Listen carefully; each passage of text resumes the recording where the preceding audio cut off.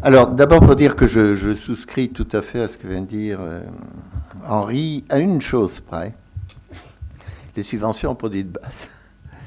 C'est évidemment comme économiste, il faut arrêter les subventions en produits de base, parce que sans quoi le producteur de blé tendre au Maroc ou en Tunisie, il ne pourra pas vendre son blé. Mais d'un autre côté, quand je regarde l'histoire, je me rappelle toujours le président Sadat à qui on avait dit, le Fonds monétaire, il faut arrêter les subventions en produits de base en 1979.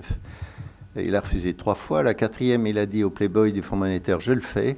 Moi, j'étais sur la place Tahrir. Hein. J'ai jamais vu ça de ma vie. Hein. Tout a brûlé sur la route des pyramides, etc. Et avant les révolutions, on avait 30% d'augmentation des produits de base. Donc il faut arrêter, il faut que les économistes s'arrêtent de rêver. Hein. C'est sûr que rationnellement, en économie, il ne faut pas trop subventionner, mais la maman tunisienne et égyptienne, elle a à faire le couscous et à trouver le pain. Et si elle ne peut plus acheter son couscous et son pain, vous êtes sûr d'avoir tout le monde dans la rue le lendemain matin. C'est précisément, c'est pour dire qu'on est quand même dans un monde où on doit faire très attention à nos schémas, des textbooks et ce qu'on enseigne dans nos univers. Bien sûr qu'à terme, il faut y arriver, mais je suis absolument contre le fait de faire ça en ce moment. La communauté internationale, il faut qu'elle aide là-dessus. Il faut par contre faire ce qu'on a fait en Europe, subventionner les exploitations, etc. Mais pour revenir à ce que disait Henri, moi, je ne suis pas un optimiste, je suis un hyper-optimiste. Un hyper-optimiste. Il y a deux manières de voir les choses. Où on voit la révolution du printemps arabe comme quelque chose de compliqué, où on ne sait pas si on va se fermer, si c'est les salafistes qui vont prendre le pouvoir, avec évidemment tous les déséquilibres macroéconomiques qui suivent. Imaginez un discours sur la nature du budget en 1789, ou sur la productivité dans les entreprises et l'ouverture du pays. C'est-à-dire que c'est une révolution, c'est pas une révolution, c'est une révolution. C'est des sujets qui sont secondaires. D'ailleurs, les médias l'ont bien vu. À la télé, vous ne voyez plus d'économistes en ce moment. Nous, on ne nous demande rien. Hein. Vous voyez que des politiques. Hein.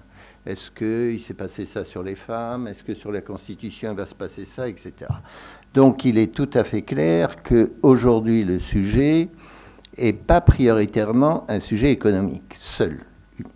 C'est sûrement un sujet économique, mais il faut le mettre avec autre chose. C'est-à-dire qu'il faut le mettre dans le cadre du contrat social. Autrement dit, les sujets économiques majeurs aujourd'hui, tu l'as bien dit, c'est les sujets qui correspondent à une vision future, qui, deuxièmement, correspondent à des équilibres sociaux, territoire, pauvreté, etc. Mais on ne peut plus raisonner en économiste de l'offre genre classique, doxa international, business as usual, flexibilité des marchés de travail. On dit les réformes n'avancent pas. Vous croyez que c'est le moment de faire la flexibilité des marchés de travail en Tunisie, en Égypte, alors qu'on n'arrive pas à la faire en France? Je veux dire qu'il faut faire quand même attention un peu à ce qu'on dit. Bon, et dans cette perspective-là, moi je crois que ces révolutions, c'est une chance énorme pour le monde arabe. Chance énorme. Ils ont toujours été pris entre deux systèmes, ou un système religieux avec toutes ses limites qui bloquait toutes les libertés, ou un système marchand où la population ne participait pas. C'est quand même ça la réalité. Ils ont dit, nous, ça ne nous va plus, ça. On ne veut plus continuer à travailler comme ça. Parce que quand on regarde, on a eu des taux de croissance. Moi, j'ai passé mon temps à faire ça depuis 15 ans. Ah, bravo la Tunisie, vous avez 5%. Ah, bravo l'Égypte, vous avez mis la convertibilité du compte de capital, etc. Et les gens ne sont pas contents. Les inégalités se sont creusées dans des conditions épouvantables, y compris d'ailleurs dans nos pays, parce que maintenant la réussite sociale a envie de s'afficher vis-à-vis de la pauvreté. Les exemples sont innombrables. Donc, vous avez des réactions. Alors, pour tenir compte de ces réactions, je trouve assez normal finalement que le peuple dise « Nous, on en a assez de voir toutes vos histoires. Il n'y a pas une entreprise de télécom ou une troisième mobile où il n'y a pas eu des bakchiches sur le président, le fils du président, le cousin, la femme, etc. » Bon, ils ont fait sauter ça. Question, qu'est-ce qu'ils cherchent? Ils cherchent un discours. Ils ne cherchent pas à ce qu'on leur dise on va passer un temps fou sur une constitution pour se demander comment ça va marcher. Et puis pendant ce temps-là, on a tout qui se dégrade en termes économiques. Et moi, j'ai une proposition de discours. C'est la jeunesse. Voilà, c'est la jeunesse. Moi, je serais aujourd'hui à la responsabilité, à Dieu ne plaise, ça ne m'arrivera pas d'un pays arabe, je dirais, on va s'appuyer sur notre jeunesse. Pourquoi on va s'appuyer sur notre jeunesse? Parce que dans les pays arabes aujourd'hui, vous avez une jeunesse en général bien formée. Bon, on peut discuter sur la qualité, mais elle est bien formée. L'effort qu'ils ont fait depuis 40 ans, depuis les indépendances, ça a quand même généralisé l'éducation, il faut monter en gamme, point 1. Deuxièmement, ils ont une jeunesse qui a des taux d'activité extrêmement bas, les plus bas du monde. Taux d'activité, c'est le pourcentage de jeunes de plus de 16 ans qui sont dans la population active, plus bas du monde, à cause du taux d'activité des femmes qui est à 20%, qui est le plus bas du monde. Donc vous prenez la situation, il y a sur la demande de marché du travail une proportion de jeunes qui est la plus basse du monde. Et le taux de chômage des jeunes, c'est le plus élevé du monde. Simple. C'est-à-dire que vous avez un taux de chômage des jeunes astronomique dans un contexte où on ne reconnaît pas la place des jeunes dans la population active. C'est évidemment là qu'est le problème majeur. Alors, qu'est-ce qu'il faut faire? Il faut le mettre en priorité. Et d'abord, il faut donner la vision. À mon avis, la vision, elle doit provenir de l'idée qu'il y a 2 pièges mortels. Le premier piège mortel, c'est les mœurs, l'application de la charia ou pas la charia, la laïcité, etc. Premier piège mortel. Si la jeunesse se met là-dessus, comme elle est en train de le faire dans toutes les universités, sur le voile, sur les robes des profs, comme je le vois partout, hein, en Tunisie, en Égypte, etc., ils vont s'entretuer là-dessus, ça ne donnera aucun résultat. Le deuxième piège mortel, c'est fermeture ou pas fermeture. On revient à un modèle autocentré parce que la compétition est trop dure. Alors c'est ces 2 pièges qu'il faut éviter, qui sont en train vraiment de se mettre en place. Et il faut proposer à la jeunesse la grandeur arabe du 8e, 9e siècle, la maison de la sagesse de Bagdad, où on disait à tous les jeunes arabes, vous aurez droit à toutes les libertés, à connaître toutes les philosophies, ce qu'ils faisaient dans la maison de la sagesse de Bagdad.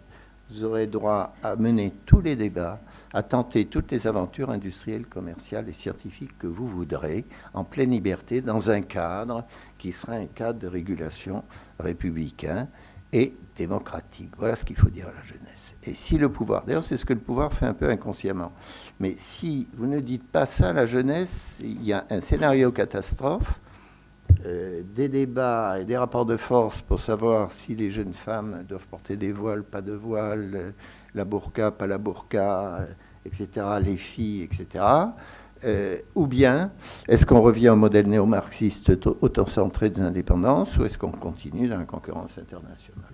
À mon avis, il faut continuer évidemment l'ouverture internationale, mes collègues en parleront après, mais deuxièmement, il faut cette perspective. Alors si vous avez cette perspective, la société doit y aller tout ensemble, tout ensemble. Et moi, je terminerai par là, de faire par exemple un projet.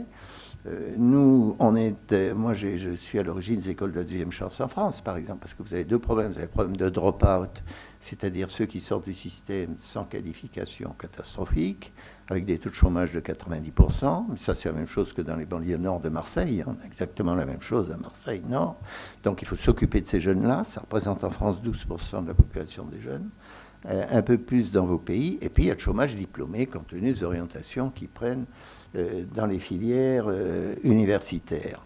Et là, on va créer des écoles sous le mode... Alors, le discours, c'était de dire à nos amis qu'on a dans le féminisme, de tous les gens qu'on connaît, puis ça, c'est l'intérêt des networks, on leur a dit, écoutez, faites comme nous. Est-ce que vous croyez que vous allez pouvoir longtemps aller à New York, Washington, Rabat, envoyer vos enfants aux États-Unis et regarder à côté ce qui se passe sans bouger? Donc il faut développer des formes associatives, il faut que ces gens-là se mobilisent pour aider cette population. Puis le résultat, c'est qu'on a maintenant 6 associations de nouvelles écoles, nouvelles chances. Celle du Maroc est à Kouriba. Elle sera inaugurée dans 2 mois par le roi du Maroc, et avec les grandes entreprises derrière. Quand on dit PPP, le PPP, ça doit être la très grande entreprise comme l'OCP ou la Sonatrach ou Benamor ou la Compagnie Générale des Phosphates en Tunisie, etc., qui dit, moi, c'est bien gentil, j'ai pris du phosphate qui a grimpé comme ça. Quand on en a parlé avec Mohamed Taterab, le président de l'OCP, il nous a dit, moi, j'ai 15 000 jeunes dans mes villes minières qui sont au chômage, ils brûlent tout en ce moment, brûlent tout. Très bonne idée, je fonce tout de suite. En 6 mois, il a fait l'école. est plus belle que celle qu'on fait. Ça ne réglera pas le problème, évidemment. Vous en aurez dans tous les pays, Jordanie pareil. Mais vous envoyez des symboles qui vont aider à la construction de cette vision. Pareil pour l'Europe. L'Europe doit faciliter la mobilité des chercheurs. On doit créer une académie méditerranéenne. On doit consolider les réseaux. Les réseaux, c'est magnifique, je suis dans un réseau, mais c'est jamais consolidé cette affaire-là. Tous les 4 ans, vous repassez un appel d'offres pour voir. Il faut que ça devienne des institutions, les réseaux, etc. Je crois que si vous donnez aujourd'hui ce discours à la population, si vous dites qu'on va s'appuyer sur la jeunesse, à vous de vous bouger, on va vous laisser la liberté, on va vous laisser débattre, vous pourrez créer des syndicats étudiants, vous pourrez faire participer à tout, et c'est ce qu'a fait le Maroc d'ailleurs, en mettant les jeunes dans l'Assemblée nationale, les moins de 40 ans, eh bien à ce moment-là, vous éviterez les 2 pièges mortels dont je venais de parler, vous pourrez asseoir derrière une véritable politique économique. Si vous ne faites pas ça, le danger va rester, on sera toujours dans l'incertitude.